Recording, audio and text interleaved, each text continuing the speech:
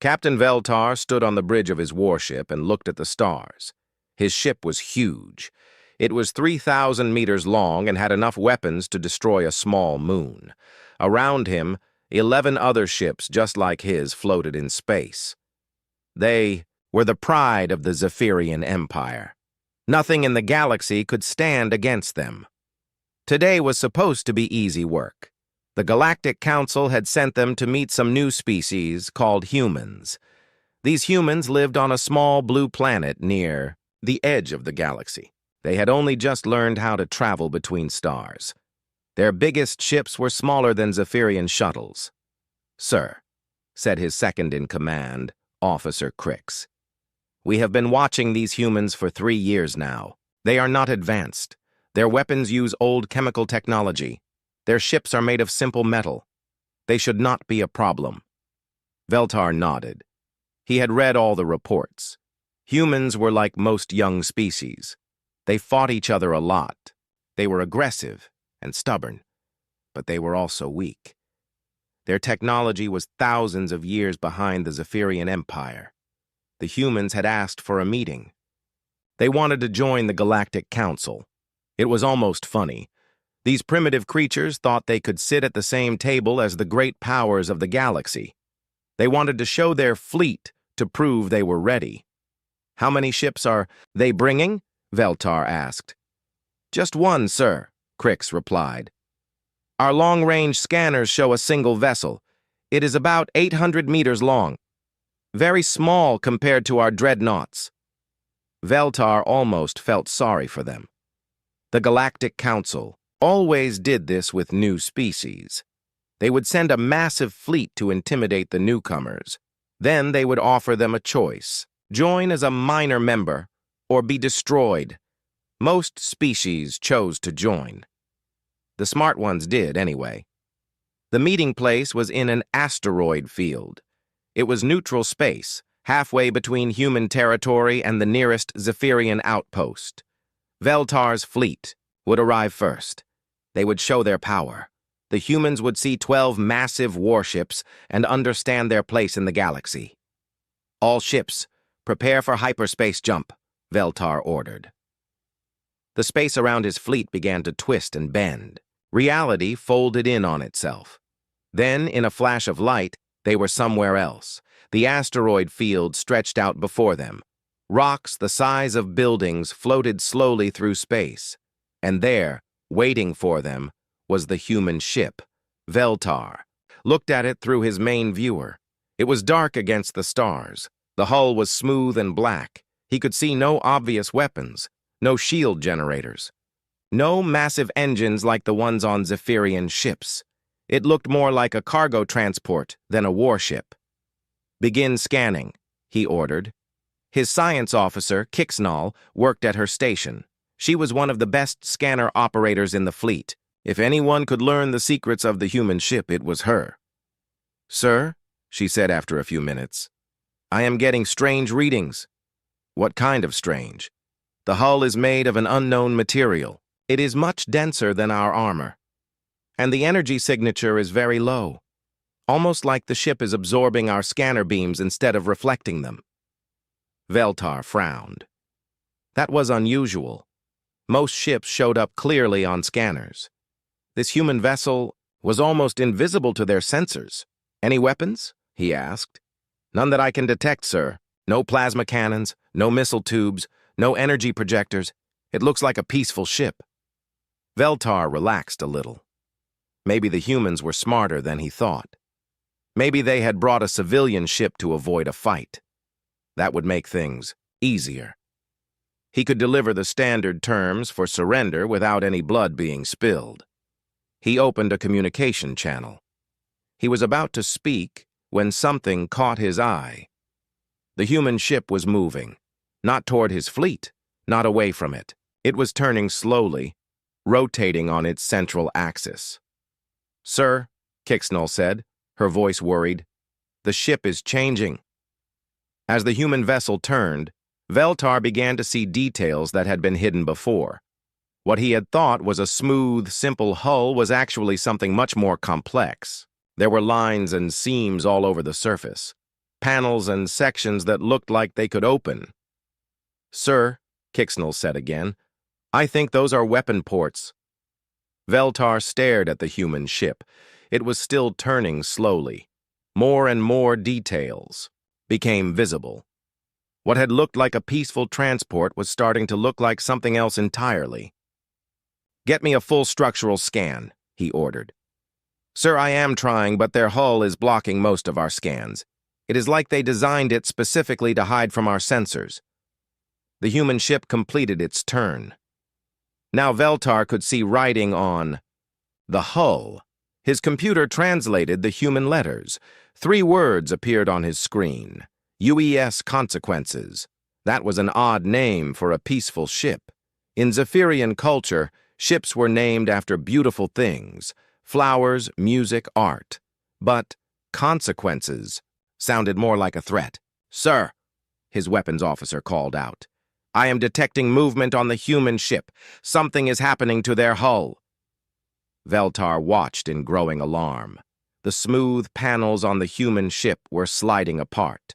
Sections of the hull were folding, back like flower petals. And underneath he could see the true nature of the vessel. Gun barrels emerged from hidden ports, massive thick tubes that looked designed to throw heavy projectiles at incredible speeds. Missile launchers unfolded from concealed bays. Dozens of smaller weapons sprouted from every surface. Point defense guns that tracked and targeted automatically. "By the 7 moons," Crix whispered. "It is not a transport at all." The human ship was transforming before their eyes. What had looked like a simple civilian vessel was revealing itself to be one of the most heavily armed ships Veltar had ever seen. And it was still changing. "Sir," Kixnall reported, her voice shaking, "energy signatures are spiking. The power readings I am getting now are impossible." This ship has been hiding its true capabilities. More weapons emerged, energy projectors that glowed with contained fury, railguns that could accelerate projectiles to significant fractions of light speed, torpedo tubes that looked capable of launching planet-killing warheads. "How many weapons does that thing have?" Veltar asked. "I count over 200 separate weapon systems, sir, and that is just what I can see. There may be more hidden inside the hull." Veltar felt his stomach drop. His dreadnought had 50 weapon systems. It was considered one of the most powerful ships in the galaxy. This human vessel had 4 times as many guns, and they all looked more advanced than anything in the Zephyrian arsenal. "Sir," his communications officer said, "we are receiving a transmission from the human ship." "Put it on screen." The view screen flickered. The face that appeared was unlike anything Veltar had seen before. The human was old, with short gray hair and scars on his face. His eyes were hard and cold. This was someone who had seen many battles and won them all. "I am Admiral Chen of the United Earth Space Command," the human said. His voice was calm and steady. "I assume you are here for our membership evaluation."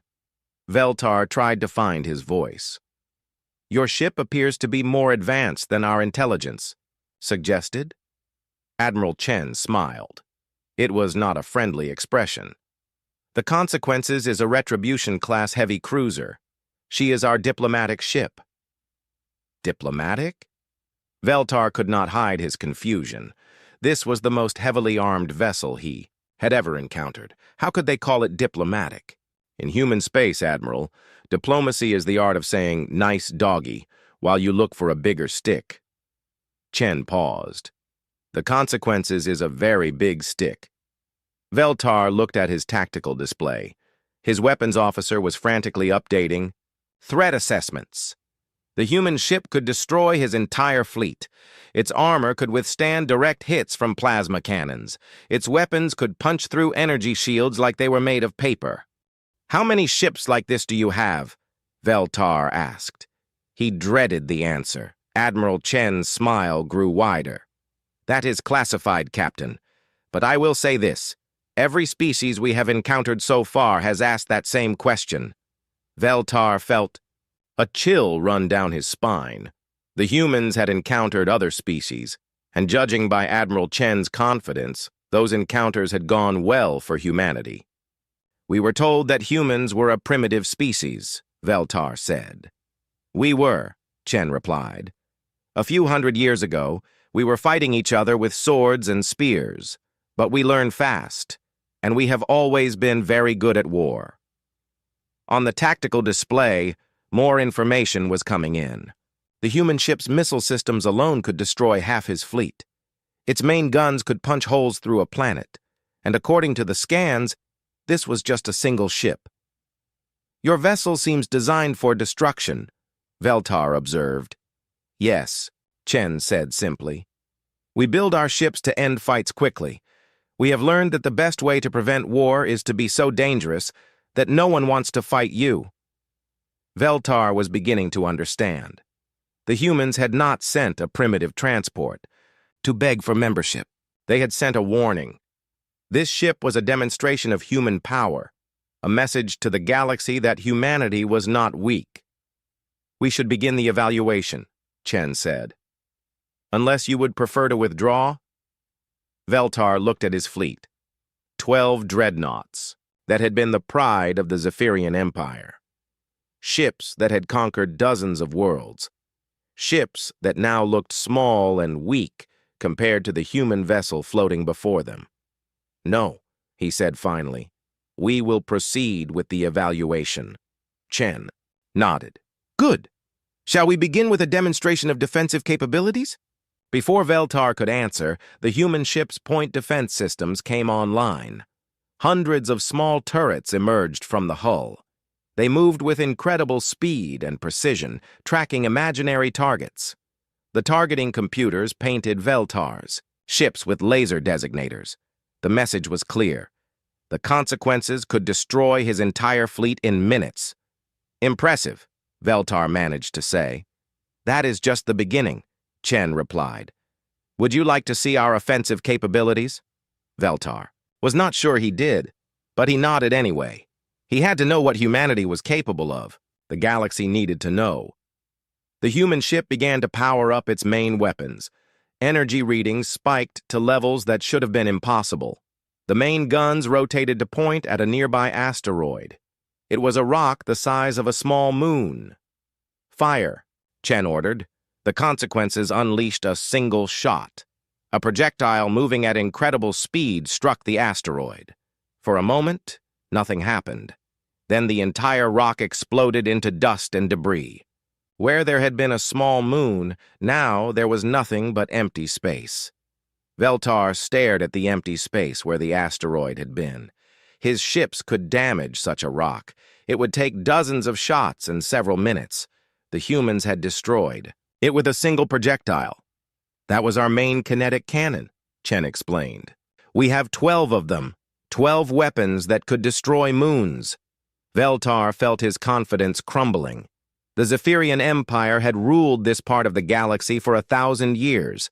Their ships were feared throughout known space, but compared to this human vessel, they were children playing with toys.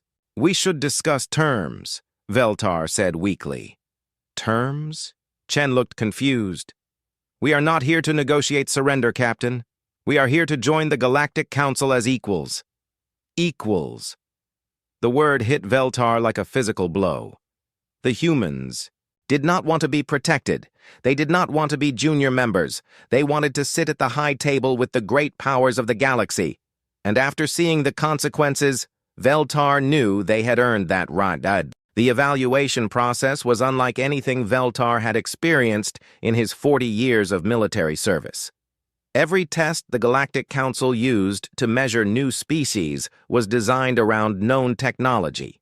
Plasma weapons, energy shields, gravity, drives. The humans used none of these things. Instead, they had developed weapons and defenses that operated on completely different principles. "Show us your shield technology," Veltar requested, reading from the standard evaluation protocol. "Admiral," Chen looked amused. "We do not use energy shields, Captain. We found them inefficient." "Then how do you protect your ships?" "Armor," Chen said simply. and point defense systems. Veltar frowned. Armor was primitive. Every advanced species had moved beyond physical protection centuries ago. Energy shields could stop any projectile or beam weapon. Why would the humans stick with outdated technology? Demonstrate your armor's effectiveness, Veltar said. Very well. Target one of our secondary hull sections with your plasma cannons. Use half power. Veltar hesitated.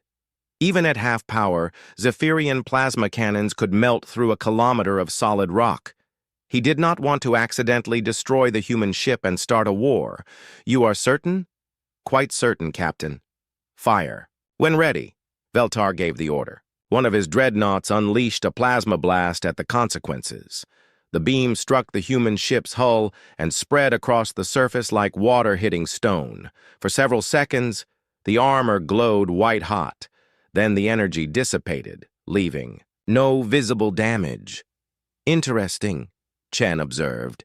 Your plasma weapons operate at approximately 15 million degrees. Our armor is rated for temperatures up to 50 million degrees. Veltar stared at his scanner readings. The human ship had absorbed enough energy to power a small city for a year. The armor had not even been scratched. How is that possible? We learned early in our space age that the best defense is not to deflect an attack, but to absorb it. Our armor contains layers of materials that can store and dissipate incredible amounts of energy. What does not get absorbed is distributed across the entire hull. His science officer, Kixnall, was working frantically at her station. Sir, the human ship's hull temperature is already returning to normal. Whatever energy the armor absorbed, it is dispersing it somehow. Heat sinks, Chen explained. The absorbed energy is converted to waste heat and radiated away through specialized systems built into the hull. A single section of our armor can absorb direct hits from weapons much more powerful than your plasma cannons. Veltar was beginning to understand why humans did not use energy shields. Their armor was better, more reliable, harder to overload or penetrate. What about your weapons? He asked. We saw your kinetic cannon destroy the asteroid, but surely you have energy weapons as well. We do, Chen confirmed, but we prefer kinetic systems for ship-to-ship combat. Why? Energy weapons are more efficient. They travel at light speed. They cannot be intercepted. Chen smiled that cold smile again. Energy weapons can be deflected by shields. They can be absorbed by armor.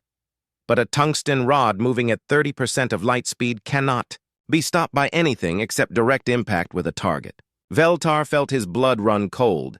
30% of light speed. The kinetic energy of such a projectile would be enormous. No shield could stop it. No armor could absorb it.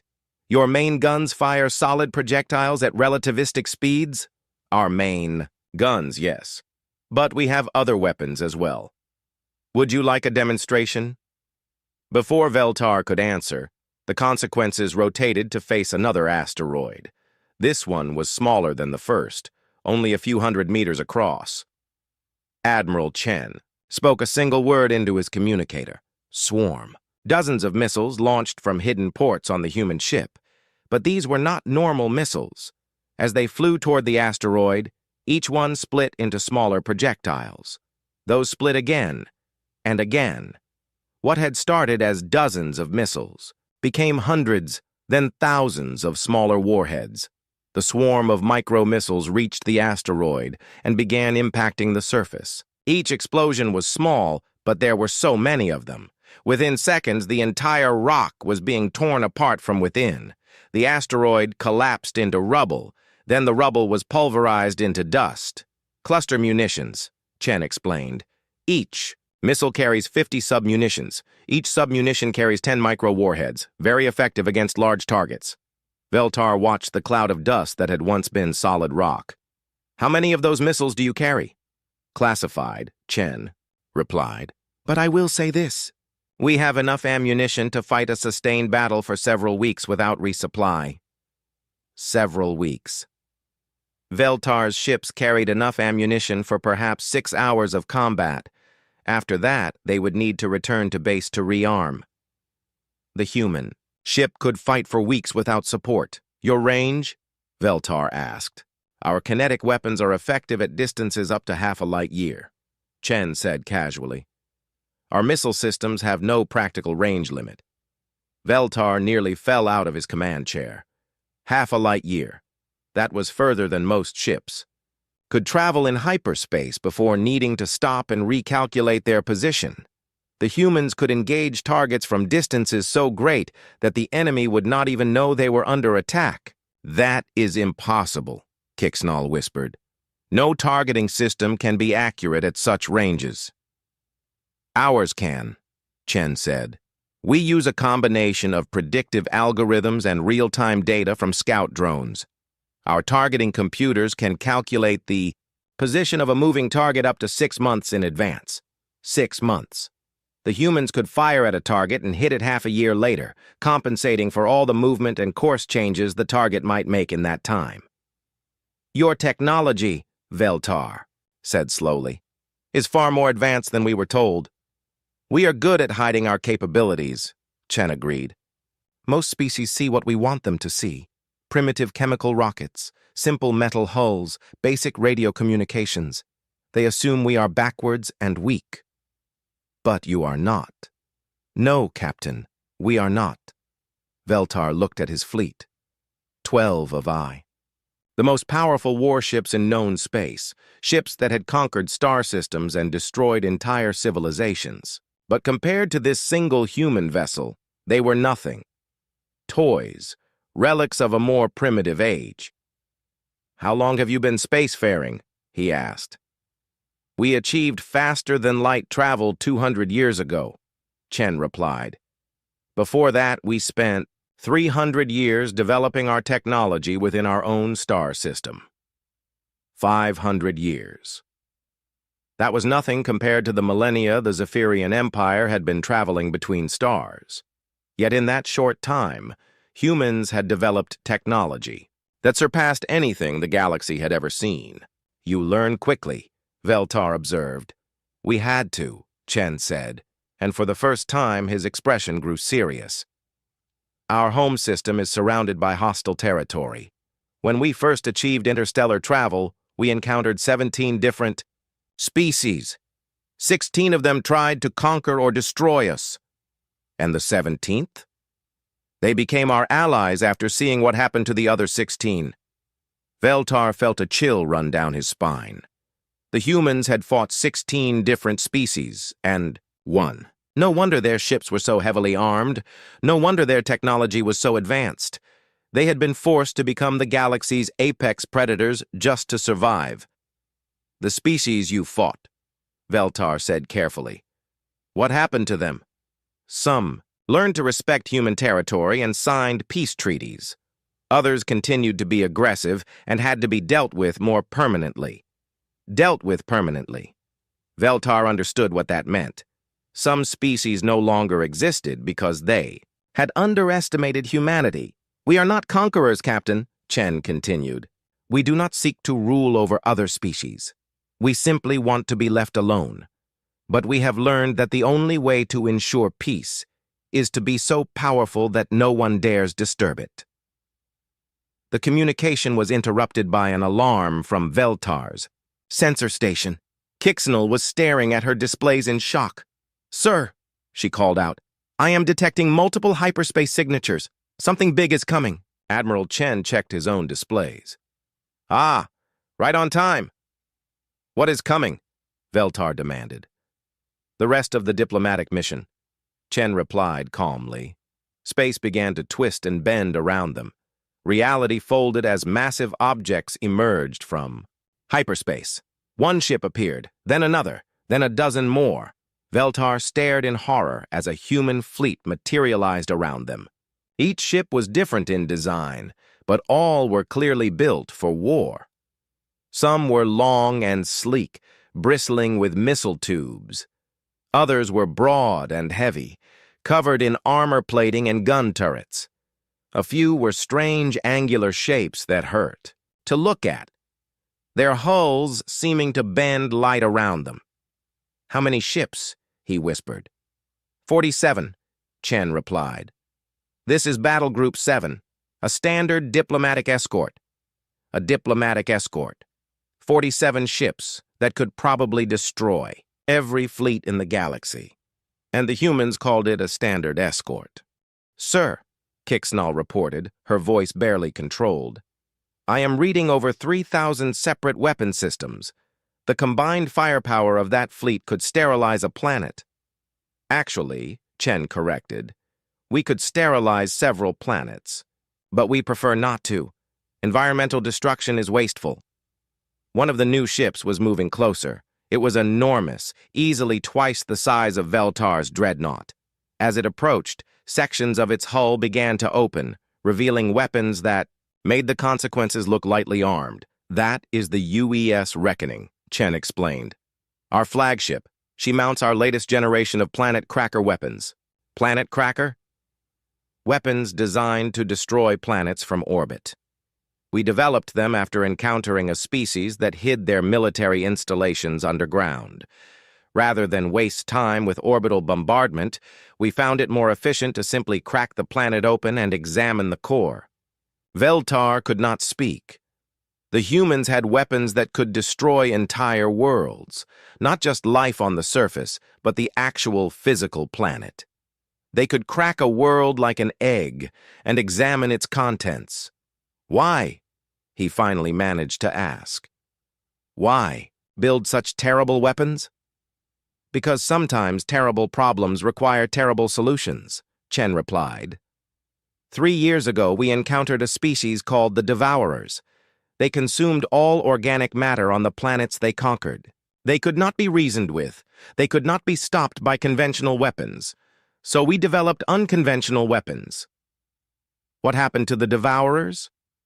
They are extinct, Chen said simply. We cracked their homeworld and destroyed their entire civilization in a single day. It was the only way to stop them from consuming more innocent species. The human fleet was now fully deployed around them. Veltar's 12 dreadnoughts were completely surrounded by ships that could destroy them with ease. But the humans made no threatening moves. They simply waited, their weapons powered but not targeted. This is a very large escort for a diplomatic mission, Veltar observed. We have learned that diplomacy works better when backed by overwhelming force, Chen replied. Most species are more willing to negotiate when they understand the consequences of refusing. Consequences, like the name of Chen's ship. Veltar was beginning to understand human thinking. They did not threaten. They did not bluster. They simply demonstrated what would happen if negotiations failed. Your species, Veltar said slowly, approaches diplomacy unlike any other. We approach everything unlike any other species, Chen replied. We have to. We are surrounded by enemies. We are outnumbered 1,000,000 to 1. The only reason we survive is because we are more dangerous than anything else in the galaxy. More dangerous than anything else in the galaxy. Veltar looked at the human fleet surrounding his ships. 47 vessels, each one a masterpiece of destructive engineering, ships that could fight for weeks without resupply, weapons that could destroy planets, armor that could absorb the full power of a star. We should begin the formal evaluation, Chen said. Unless you have seen enough? Veltar looked at his crew.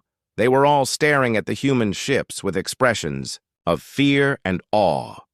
These were veteran soldiers who had fought in dozens of battles, but they had never seen anything like this. We have seen enough, Veltar said quietly. Good, Chen replied.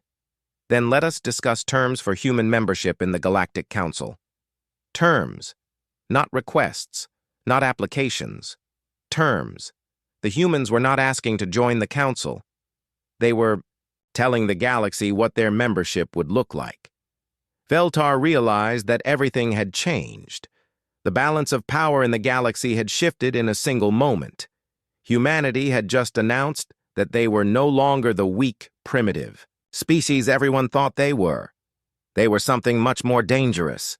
The formal evaluation continued for 6 more hours. During that time, Veltar witnessed demonstrations of technology that challenged everything he thought he knew about warfare. The human fleet showed capabilities that seemed to violate the basics, laws of physics. "Our next test involves defensive systems," Veltar announced, reading from the evaluation protocol. "Please demonstrate your ability to defend against multiple simultaneous attacks." Admiral Chen nodded to his communications officer. Across the human fleet, ships began to move into formation. But it was not like any formation Veltar had ever seen. Instead of arranging themselves in neat lines or geometric patterns, the human ships scattered seemingly at random. Some moved close together. Others drifted far apart. A few disappeared entirely, becoming invisible to sensors. "What formation is this?" Veltar asked. "We call it adaptive clustering," Chen replied.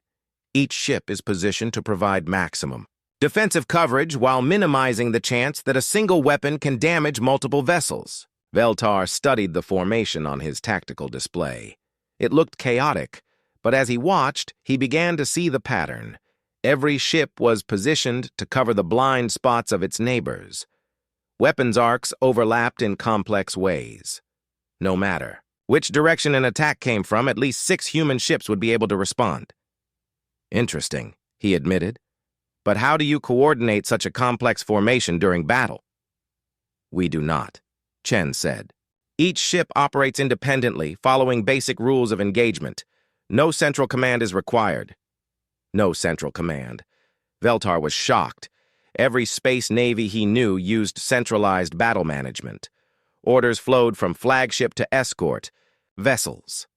Destroying the command ship usually meant the end of the fleet's coordination. "How can you fight effectively without central coordination?" "Our commanders are trained to think for themselves," Chen explained. "Every captain knows the mission objectives and is free to pursue them as they see fit. This makes our fleets very difficult to predict or counter." A demonstration began. The human ships launched thousands of practice missiles at each other. The projectiles were not armed, but they moved at combat speeds and followed realistic attack patterns. Veltar watched in amazement as the defensive systems responded. Point defense turrets tracked and destroyed incoming missiles with incredible accuracy. Some ships launched counter-missiles that intercepted attacks far from their targets. Others used energy weapons to detonate warheads before they could reach their destination. A few vessels deployed clouds of metallic chaff that confused guidance systems and caused missiles to miss entirely. "Success rate?" Chen asked his tactical officer. 96% interception, sir. The remaining 4% were stopped by armor." 96%. Veltar's best defense systems could stop perhaps 60% of incoming missiles, and that was against known weapon types. The human systems had stopped nearly everything thrown at them. "How many attacks can you defend against simultaneously?" Veltar asked. "We have never found our limit," Chen replied. "Our record is defending against over 10,000 incoming missiles in a single engagement. 10,000 missiles. Veltar's entire fleet could not carry that many weapons. The humans had faced attacks that would overwhelm any known defense system and survived." "The species that attacked you with 10,000 missiles," Veltar said carefully. "What happened to them?" "They learned not to attack human ships," Chen said. His tone suggested the lesson had been expensive. The next test involved offensive capabilities. The human fleet selected a large asteroid as their target. This one was several kilometers across and made of dense metallic ore. It would take Veltar's entire fleet working together to destroy such a massive object. "Demonstrate your ability to engage a hardened target," Veltar requested. "Certainly," Chen replied. "What level of destruction would you like to see?" "What levels are available? We can disable the target, damage it severely, destroy it completely, or vaporize it entirely. 4 levels of destruction. Most weapons had only 2 settings, on and off.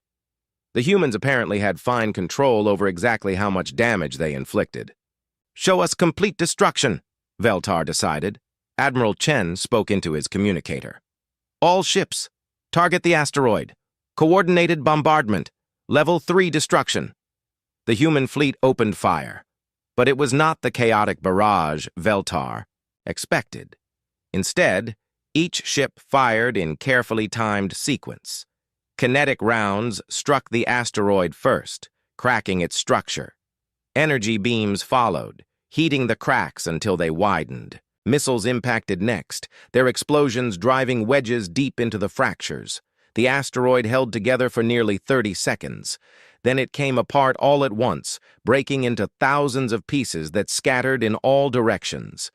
But the human fleet was not finished. Secondary weapons engaged, tracking and destroying the larger fragments. Within minutes, nothing remained but a cloud of dust and metal particles. Impressive coordination, Veltar observed. Each ship's targeting computer is linked to the others, Chen explained. They calculate the most efficient firing sequence. Automatically, no human input required, automated battle management. The human ships could coordinate their attacks without any orders from their commanders. They thought and fought as a single entity while maintaining the independence to adapt to changing situations. Your computers are very advanced, Veltar said. We have been developing artificial intelligence for over a century, Chen replied. Our battle computers can process information and make decisions faster than any biological mind. Artificial intelligence. Most species avoided such technology, thinking machines were dangerous. They could turn against their creators. But the humans seem to have mastered the art of building loyal artificial minds. Are you not concerned that your machines might rebel? Our AIs are not slaves, Chen said. They are partners. We treat them with respect, and they serve willingly. Some of our best ship commanders are artificial intelligences, AI ship commanders. Veltar tried to imagine a battle computer with the authority to make command decisions. The idea was terrifying and fascinating at the same time. The evaluation moved to the next phase, mobility and speed. The human ships began to demonstrate their movement capabilities, and once again, they defied conventional understanding.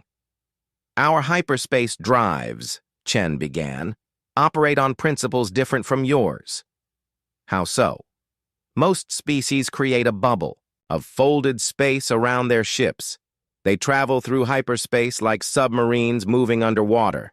Our drives work differently. One of the human ships vanished, not slowly, like a normal hyperspace jump. It simply disappeared instantly, leaving no energy signature or gravitational disturbance. Where did it go?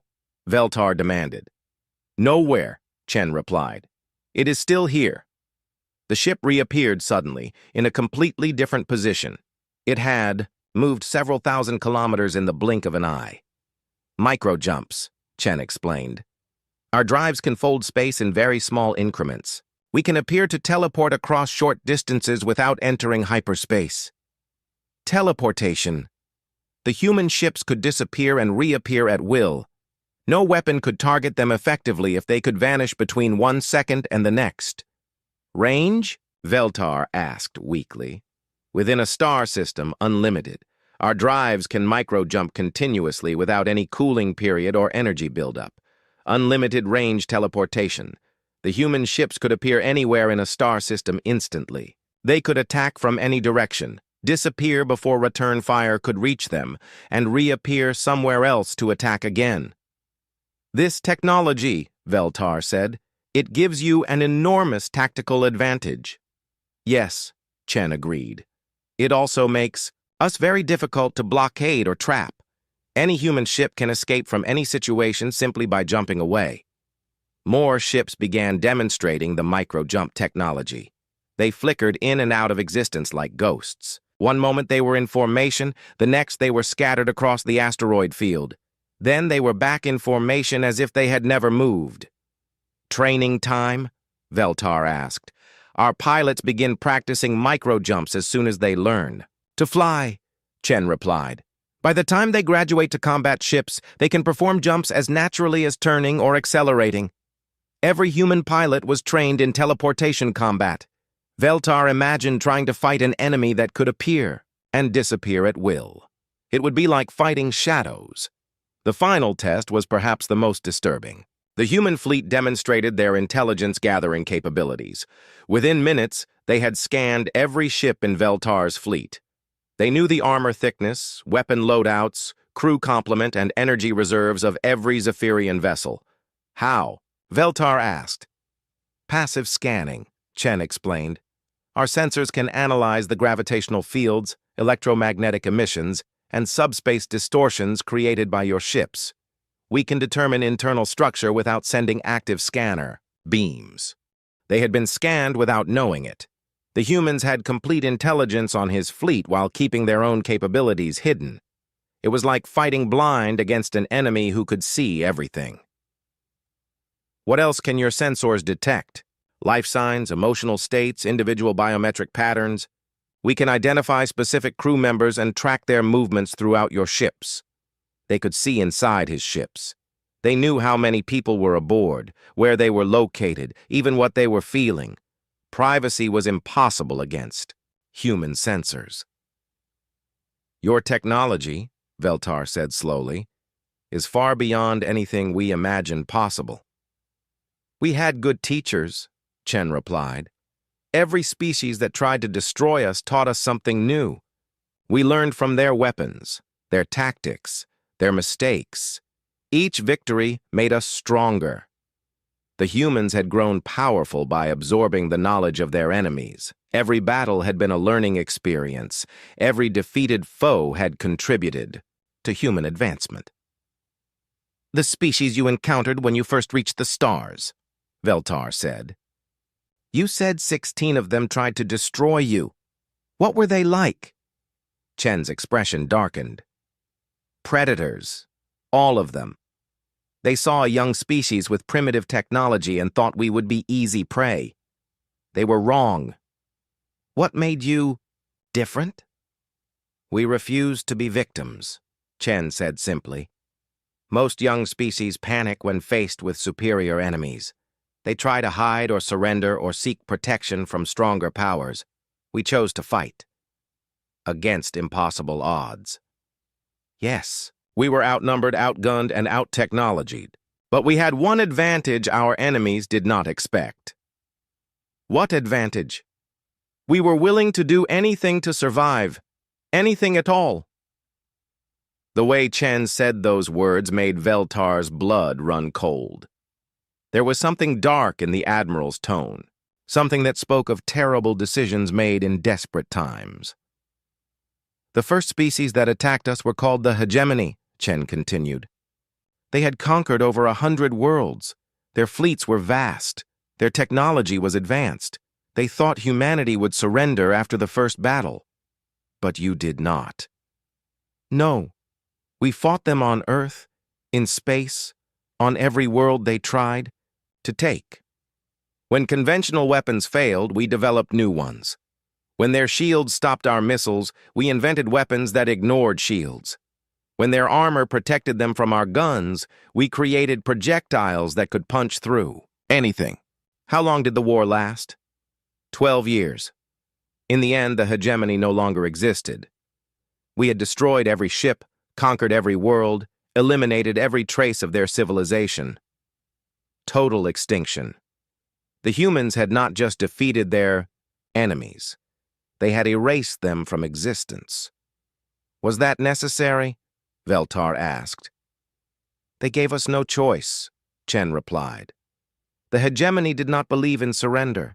They would have fought until every human was dead. So we ensured that every member of the hegemony died first. The asteroid field around them suddenly felt very cold. Veltar was in the presence of a species that had committed genocide to ensure their own survival. And judging by Admiral Chen's calm demeanor, they felt no guilt about it. The other 15 species, Veltar said carefully, did they all meet the same fate? Some learned wisdom and survived, Chen replied. Others did not. How many species had humanity destroyed? How many civilizations had been wiped out because they underestimated the small blue planet at the edge of the galaxy? We do not enjoy killing, Chen said, as if reading Veltar's thoughts. but we will not allow anyone to threaten human survival. That is our first and most important law." The evaluation was complete. Veltar had seen enough to know that humanity was unlike any species the galaxy had ever encountered. They were not just powerful, they were utterly ruthless when threatened, and they had the technology to back up their determination. "I will recommend immediate full membership," Veltar announced. "Good," Chen replied.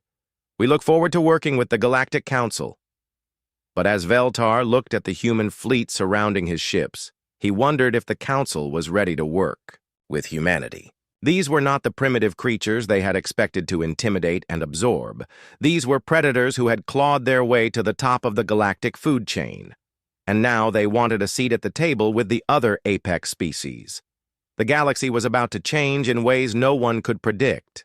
3 days after the evaluation, Veltar found himself in the council chambers on the neutral world of Nexus Prime. The Great Hall was filled with representatives from every major species in the galaxy: Zephyrians, Altarians, crystalline entities, energy beings, and dozens of others. They had all come to hear the report on humanity. The atmosphere was tense. Word had spread quickly through diplomatic channels that something unusual had happened during the human evaluation. Veltar's preliminary report had been classified at the highest levels.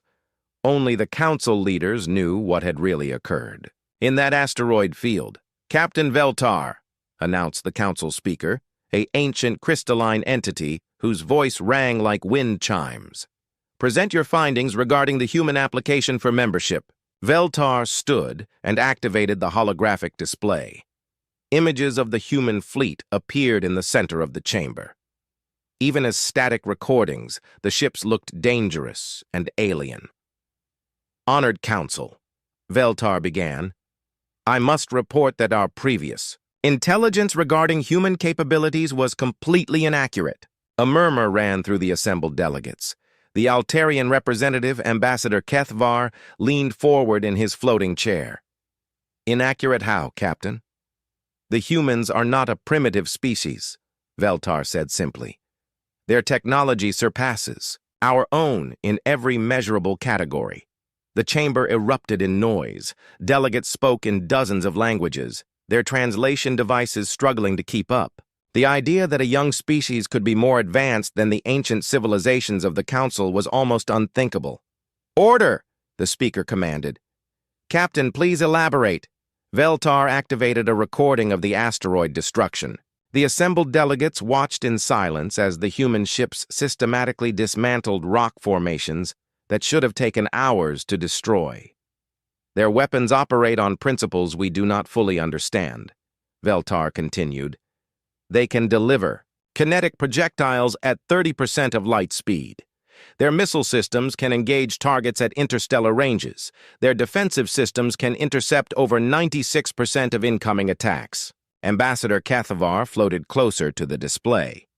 "These specifications cannot be accurate. No species can achieve such performance." "I verified the measurements personally," Veltar replied. 3 times. The recording continued, showing the human ships performing micro-jumps. Several delegates gasped as the vessels disappeared and reappeared instantly across vast distances. "Teleportation," whispered the ethereal representative. "A being of pure energy contained within a crystalline shell. They have mastered space folding at the micro level. Their ships can appear anywhere within a star system without warning," Veltar confirmed.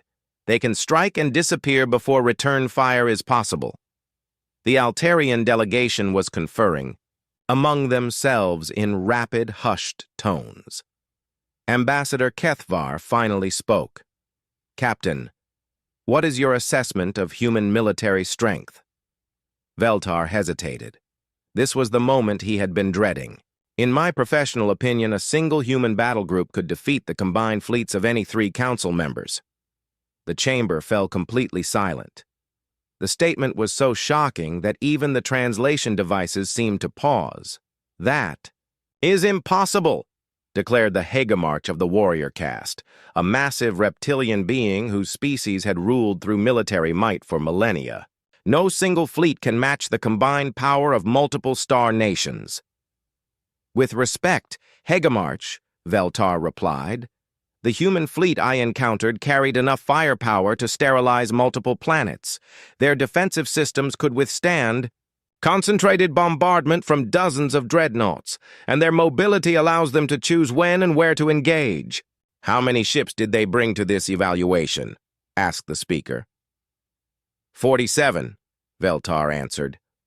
And this represents what percentage of their total fleet? Veltar consulted his notes. They described it as a standard diplomatic escort. Admiral Chen suggested they have much larger forces available. The implications were staggering. If 47 ships constituted a minor diplomatic escort, how large was the human battle fleet? How many such groups did they possess? What do they want? Asked the ethereal representative. Full membership in the Council, Veltar reported. Immediate recognition as a Tier 1 military power, a permanent seat on the Security Council. The Hegemarch laughed, a sound like grinding stone. They demand what takes most species centuries to earn, what makes them think they deserve such status. Veltar activated another recording. This one showed the human ship's armor absorbing, plasma fire that should have vaporized it. The delegates watched in stunned silence. They have earned it through strength, Veltar said quietly. Ambassador Kethvar was studying the tactical data scrolling beside the holographic display. Captain, these energy readings, they suggest the human ships carry more firepower than our capital planet's orbital defense platforms. Correct, Veltar confirmed. Each human vessel is effectively a mobile battle station. How is this possible? Demanded the crystalline speaker. Our intelligence networks monitor all developing species. We would have detected such advanced technology. The humans are exceptionally skilled at misdirection, Veltar explained. They allowed us to see primitive chemical rockets and simple metal hulls. Meanwhile, they were developing weapons that could destroy our best ships. The ethereal representative flickered with agitation. This suggests a level of deception that borders on the malicious. I do not believe their intentions are malicious, Veltar said carefully. But they are certainly cautious. Admiral Chen informed me that humanity has been attacked by 16 different species since achieving faster-than-light travel. 16? The speaker's voice rang with disbelief. What happened to these attackers? Some signed peace treaties after being defeated, Veltar said. Others were completely destroyed. The chamber erupted again. The idea that a young species had fought and won against 16 different enemies was almost incomprehensible. Complete destruction? The Hegemarch asked. You mean conquered? No, Veltar replied. I mean extinct. Several species no longer exist because they underestimated human resolve. The weight of that statement settled over the chamber like a shroud. Genocide was not unknown in galactic history, but it was rare. Most species preferred conquest to extinction. The complete destruction of multiple civilizations suggested a level of ruthlessness that was deeply disturbing. They told you this. Openly? Ambassador Kethvar asked. Admiral Chen seemed to view it as a simple statement of fact, Veltar replied. Humans do not appear to feel guilt about defending themselves, regardless of the cost to their enemies. The Hegemarch leaned back in his massive chair. Even he, a representative of a warrior culture, seemed shaken by the implications. What is your recommendation, Captain? The speaker asked. Veltar had spent 3 sleepless days preparing for this moment. His recommendation would shape the future of galactic civilization. Grant them everything they ask for, he said firmly. Immediately, without conditions or delays. That is unprecedented, the speaker protested. So are the humans, Veltar replied. Honored Council, we have 3 choices.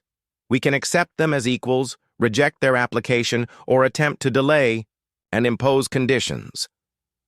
Explain the consequences of each choice, the speaker commanded. If we accept them as equals, humanity becomes our ally. They will respect council authority and work within our established systems. This is clearly the best outcome. And if we reject them? Veltar's expression grew grim. Then humanity will proceed without us. They will establish their own sphere of influence. Other species will begin to question council authority when they see that a single human battle group can outfight our combined fleets. And if we delay or impose conditions, then we insult them, Veltar said simply. Admiral Chen made it very clear that humans do not respond well to perceived threats or disrespect. The Hegemarch snorted. Are you suggesting we should fear these newcomers? Yes, Veltar said without hesitation. I am suggesting exactly that. The brutally honest answer sent another wave of whispers through the chamber. A council military officer had just recommended fear as a basis for policy. Elaborate, the speaker demanded. Veltar activated one final recording. This one showed the human fleet's demonstration of planet-cracking weapons. The delegates watched in horror as theoretical calculations showed what those weapons could do to inhabited worlds. Humans possess the ability to destroy planets, Veltar announced. Not just life on the surface, but the actual physical world. They developed these weapons to deal with a species called the Devourers. What happened to the Devourers? The ethereal representative asked, though its tone suggested it already knew the answer. They are extinct, Veltar confirmed. Humanity destroyed their home world and every colony they possessed. In a single day. The chamber was absolutely silent. The concept of planet-killing weapons was theoretical for most species. The energy requirements were enormous.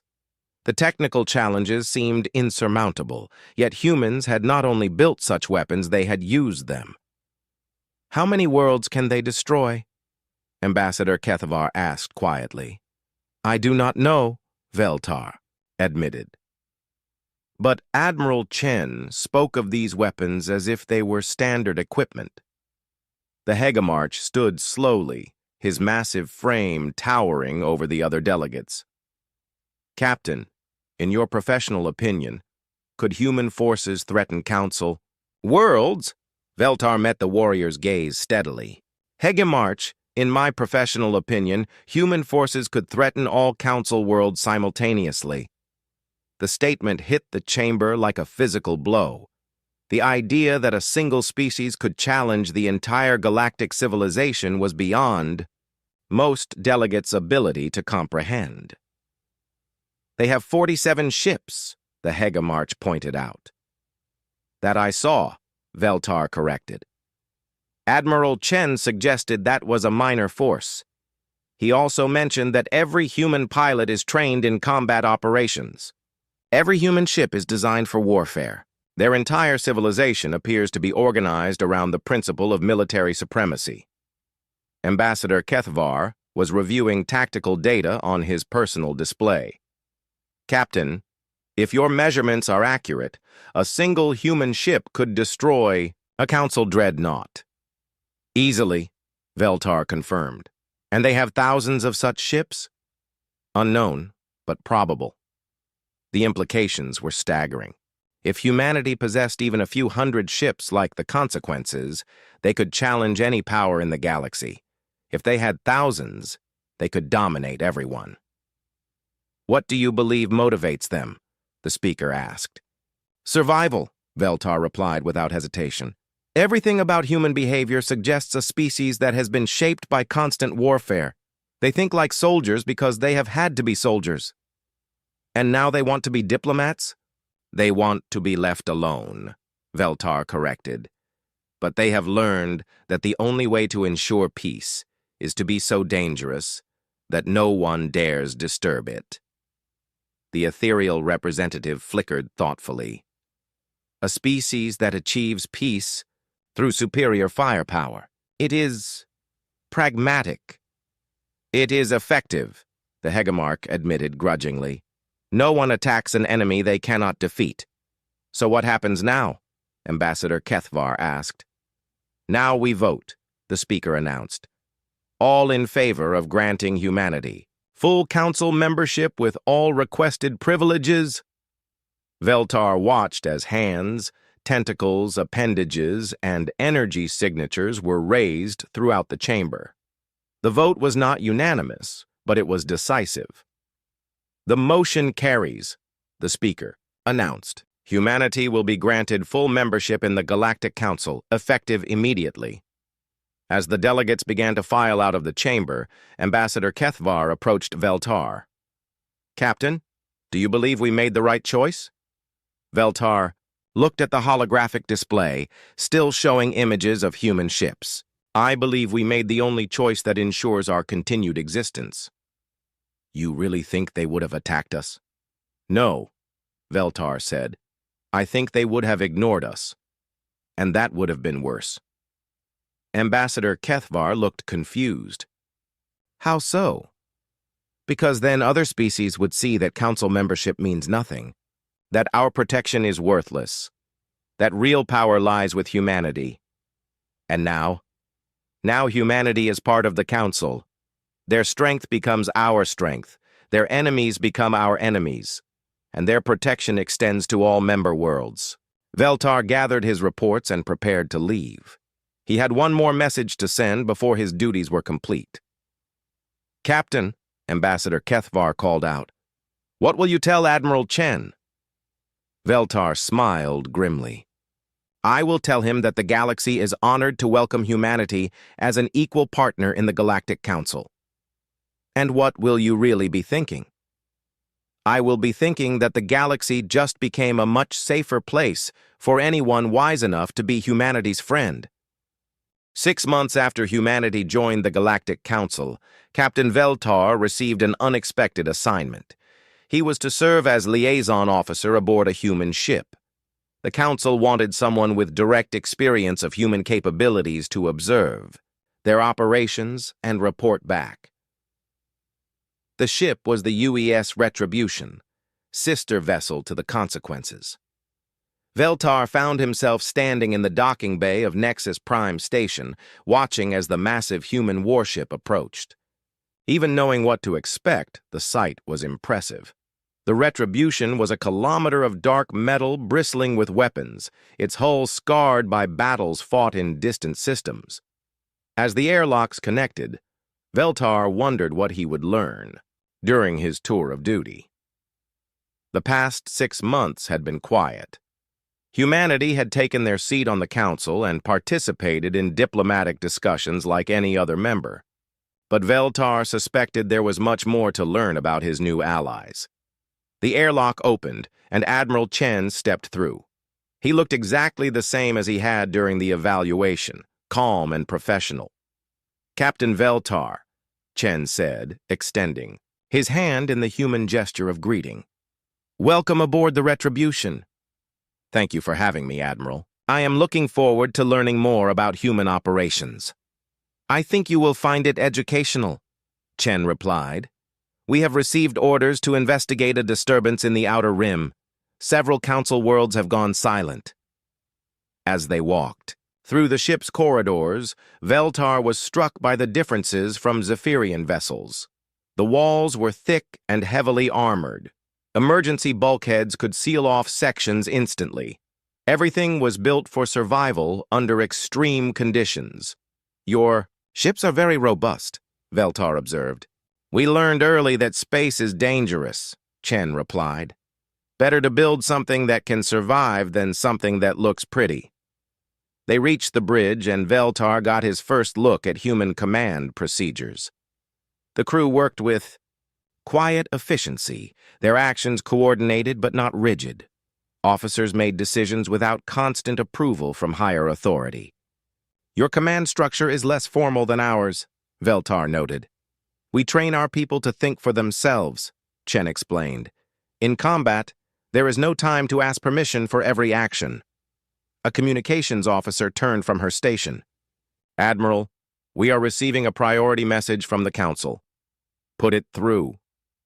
The main view screen activated, showing the familiar crystalline features of the Council speaker. But there was something wrong with the image. It flickered and distorted, breaking up with static. Human vessels. The speaker's voice was barely audible through the interference. Council worlds under attack. Unknown aggressors. Request immediate assistance. The transmission cut out. Chen studied the static on the screen with the expression of someone who had seen such things before. "When did that message arrive?" he asked. 6 hours ago, sir," the communications officer replied. "We have been trying to re-establish contact, but all council frequencies are jammed." Chen turned to his tactical officer. "Any other human ships in the area?" "Negative, sir. We are the only human vessel within 12 parsecs." "What about Council Key?" "Forces?" "The 10th Zephyrian Fleet is approximately 4 days away. The Altarian Defense Force is 6 days out." Chen was quiet for a moment, processing the information. Veltar could see him calculating distances, response times, and tactical possibilities. "Set course for Nexus Prime," Chen ordered. "Maximum speed." The ship began to accelerate, and Veltar felt the artificial gravity adjust to compensate. Through the view screen, stars began to shift as the retribution built up velocity. "Admiral," Veltar said carefully, "should we not wait for reinforcements? One ship against an unknown enemy seems unwise." Chen smiled that cold smile Veltar remembered from their first meeting. "Captain, you are about to learn something important about human military doctrine." "What is that?" "We do not wait for permission to do what is right." The journey to Nexus Prime took 18 hours at maximum speed. During that time, Veltar observed human preparations for battle. It was unlike anything he had seen before. The crew did not seem nervous or excited. They went about their duties with the calm professionalism of people who had done this many times before. Weapons were checked and rechecked. Armor systems were tested. Battle plans were reviewed and updated. "How many times has this crew seen combat?" Veltar asked. "All of them." Chen considered the question. "Every human ship rotates through active patrol zones. Our people gain experience fighting pirates, raiders, and various hostile species.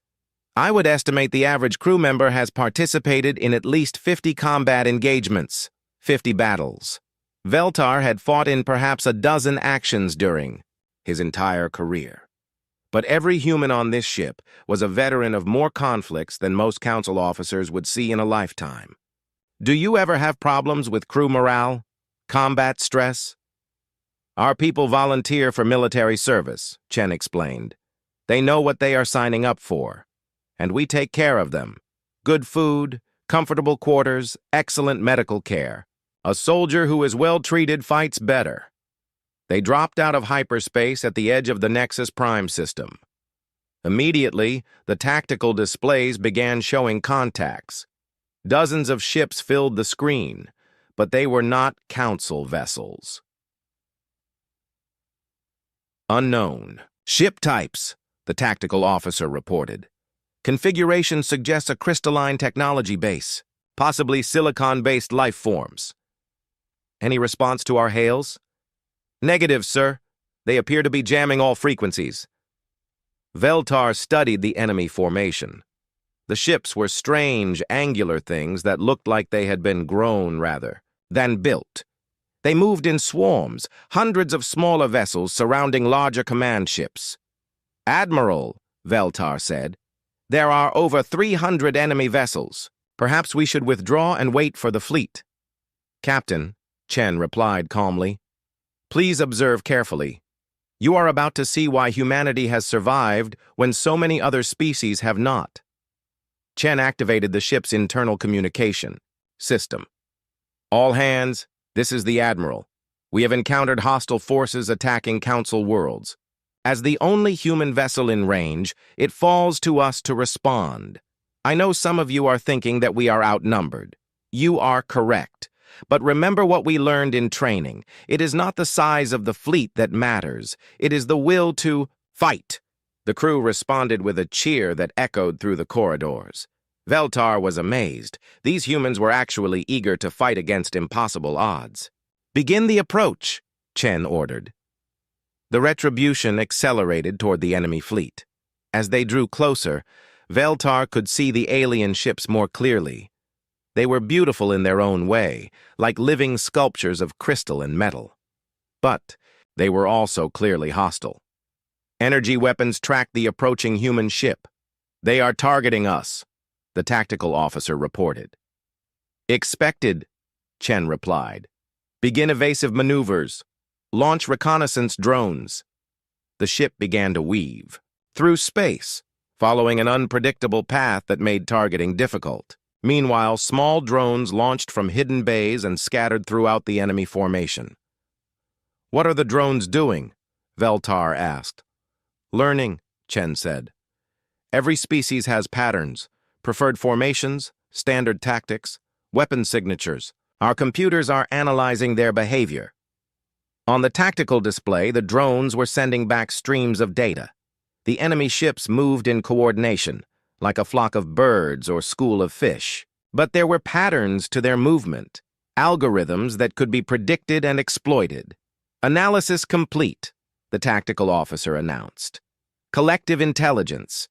Individual ships have minimal autonomy. Destroying command vessels should disrupt coordination." "Target priorities?" Chen asked.